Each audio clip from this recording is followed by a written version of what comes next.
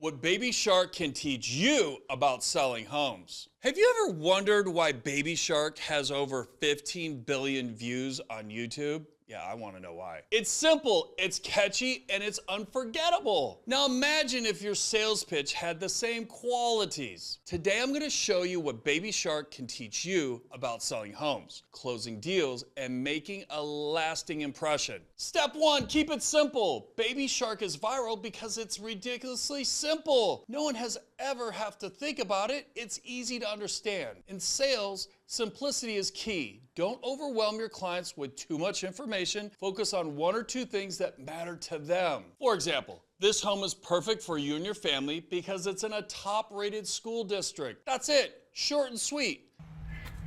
Hey guys, Dave Panozzo. I just want to interrupt this video real quick and share with you something that has made me a lot of money. I am going to give away my free handbook to those who want to take their business to the next level. Now, take in mind, organization, having your priorities straight. These are key components of being a rock star, and I want you guys to be a rock star. So there's a number below. Click on that, say free planner, and I'm going to send you a free copy.